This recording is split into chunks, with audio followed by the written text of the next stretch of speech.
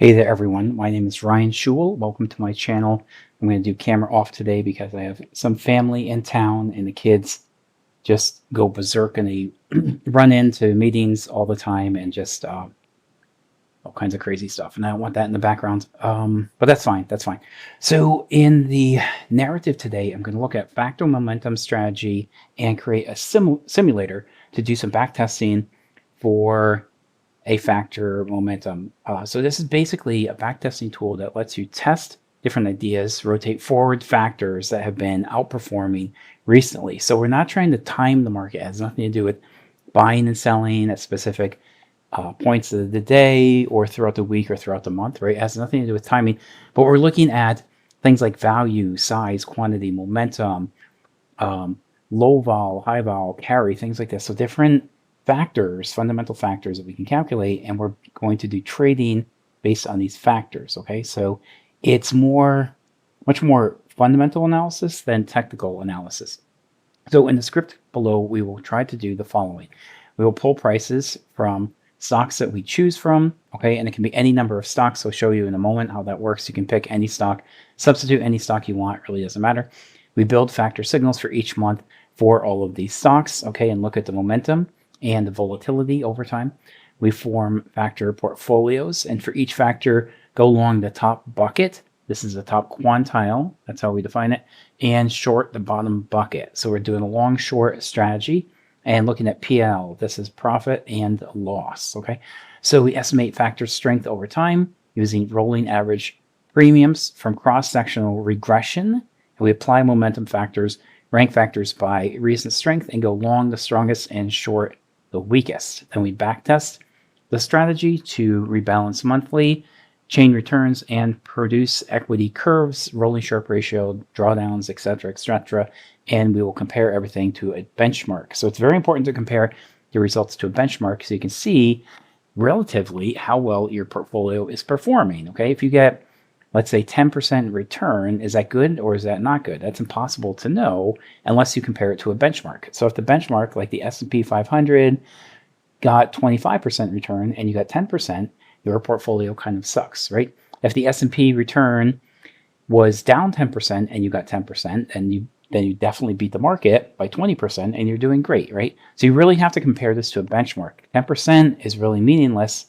unless you compare that to a benchmark. Then you have your relative basis for comparison, and you can understand either you're doing good or you're not doing good, right? There's just two outcomes there.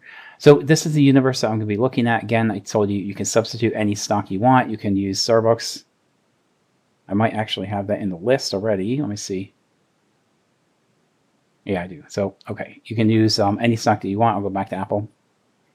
So you pick the stocks that you enter into the universe. We are going to start at 2020 0101. Okay, this was pre-COVID, a little bit before COVID kicked in. And you all know my theory on COVID, right? That was just a major distraction. That's all it was, and a lot of fake nonsense. So we're starting at the beginning there and going until present day. So right now is August 20th, 2025. So we're going to get about 5 years and 8 months worth of data, more or less, right? There's no end date, but you can set any beginning date you want. You can send any end date that you want, okay? You just put in the end date, and this goes down here when you do your fetch from Yahoo Finance. End equals end, and start equals start. So you go ahead and choose the dates that you want to work with. You choose the stocks that you want to analyze. Oops, this should be, that is the benchmark right there. That should be 2020. Let me see if I made another mistake. 2012. Sometimes I make changes here, and then, yeah, I think I have one more mistake.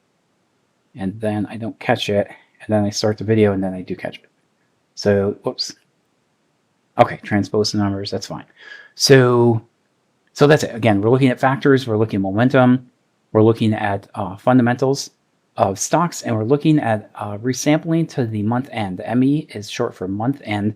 Originally, I did this daily, and the performance was pretty horrible because there was a lot of noise, a lot of choppiness. The model was trading every single day, and it just really didn't make a whole lot of sense to be that busy. I tried weekly, the performance improved significantly, and then I tried monthly, and its performance again basically improved pretty significantly once again. So I stuck with the month end. I think that's fine. If you do it more frequently, you're going to have a lot of transaction costs. You're going to be paying a lot more in taxes, and it really just creates a lot more noise, busyness for you and your team, and actually reduces your returns. So given this strategy, you don't want to trade more frequently than monthly. Okay, so that's why we're looking at month.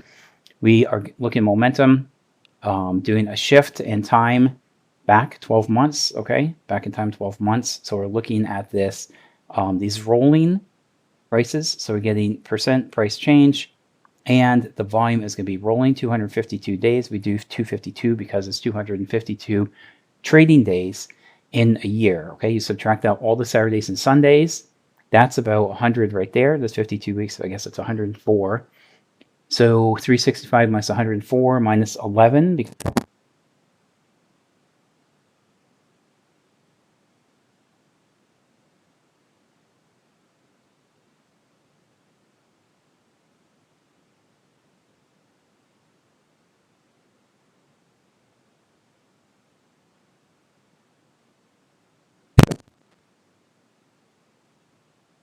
frequency here, again, we're getting month end, looking at momentum and the values of all these stocks. That's why we go ahead and it's the lift for all the calculations that we're doing below. We're looking at the quantiles. That's what I told you before. So we're doing PD cut. PD cut. You can do some research on this. You get into all the details of what it does, but again, we're basically looking at different quantiles or quintile, right? So that the quintile, and we're looking at a French cross-sectional premia. I think I misspelled that over here. Premium. Oh, premium. Yeah, there's another one. Okay. That's fine.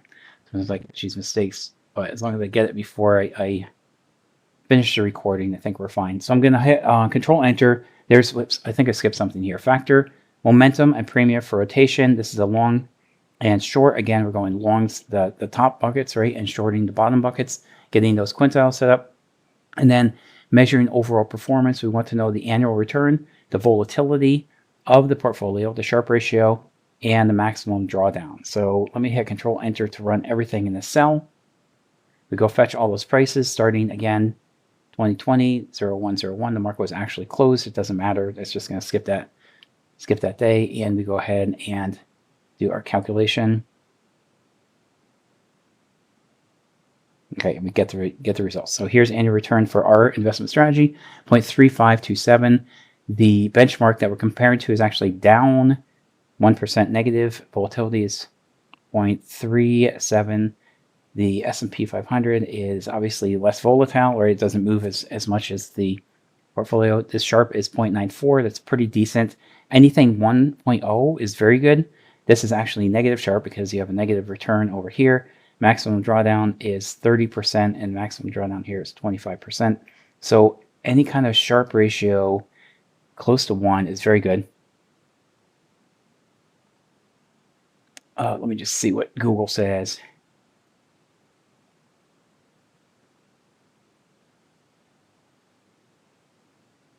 Ratio, okay. I spelled it wrong, but I figured it out. Anyways, less than 1 is considered poor.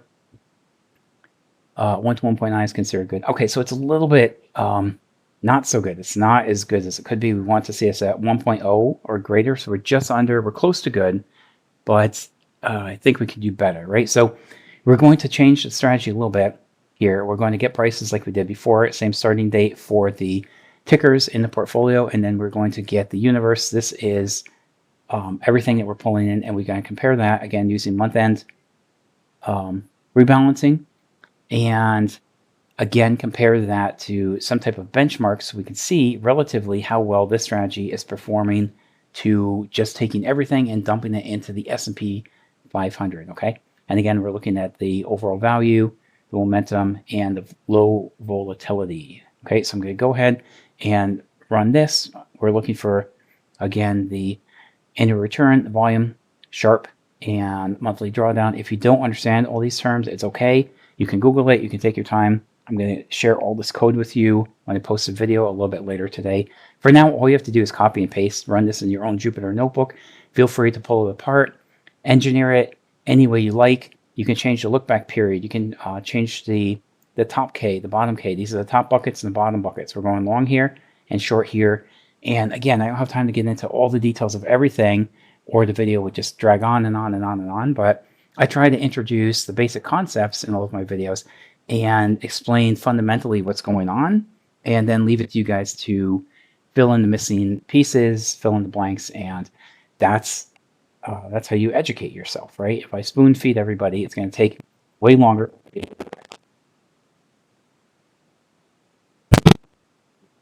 Actually,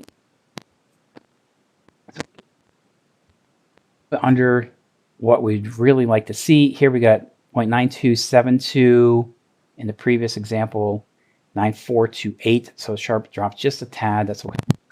So good. It's not really, but actually compared to the strategy, compared to the benchmark, we're really outperforming the benchmark. So it really is pretty decent. So Control Enter to run it. Now we're going to look at a visual plot of the final results here.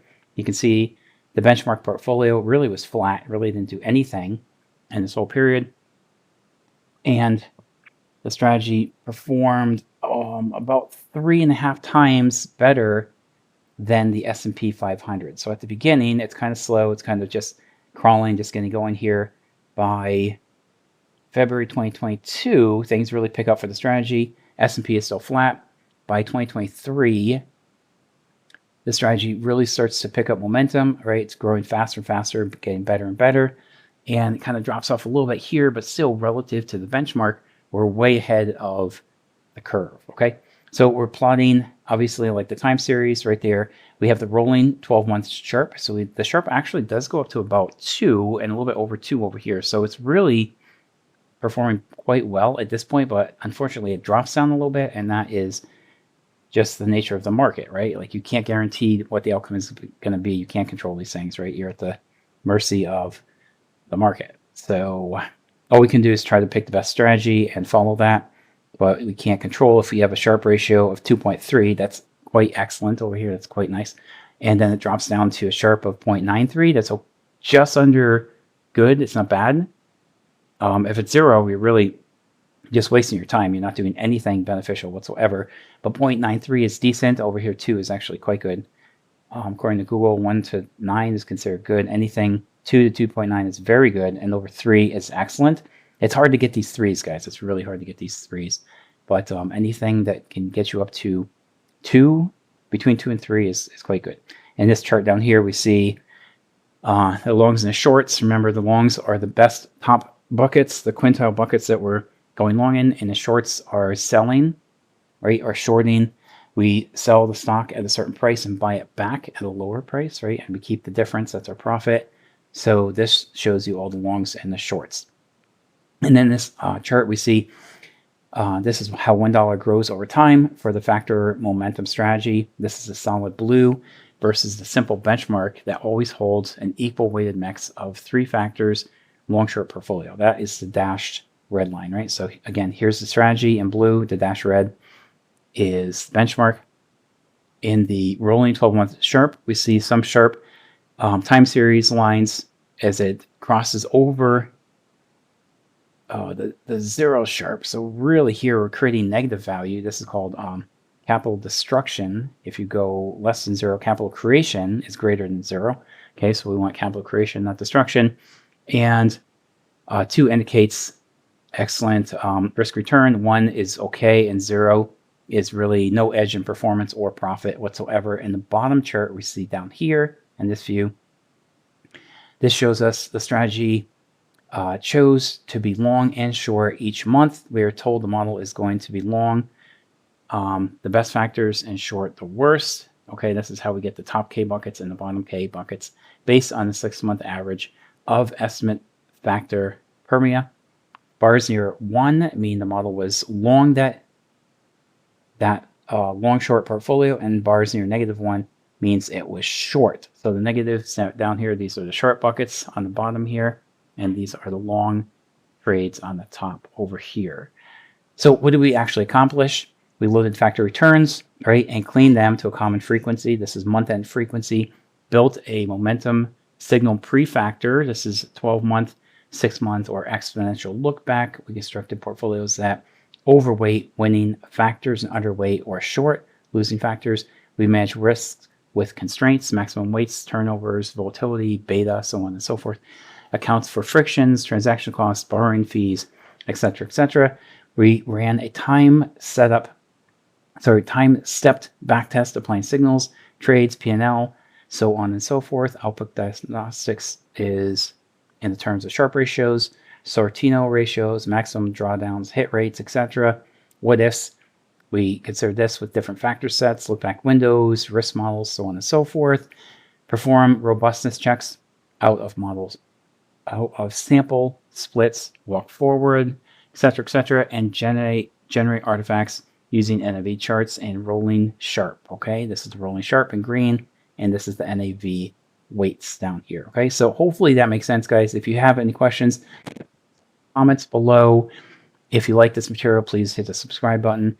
And if you have just simple questions or even complex questions, start with Google, start with GPT, and these guys can be your friends, right? They can be your best friend until the end. And you're gonna learn a ton. If you don't understand something, Google it, GPT it, and see what you come up with. And post some comments in the comment section below if you like the video, or if you have specific questions, why something is happening or why something is not happening. But if you just have general questions, I'd say Google it. You'll probably get your answer much faster than asking me those types of questions. So it's specific, post it in the comments. If it's very general, just Google it. Okay, thanks. I'm going to wrap it up here. I'm going to take a copy of this, save it down as HTML, and I'll share this with you guys a little bit later today when I drop the video. And I will post that probably in a couple hours, give or take. And you're going to have everything that you need because I'm going to share all this code with you. Okay, so that's it, guys. I'm going to wrap it up, and I will see you in the next one. Thanks for your time. Goodbye.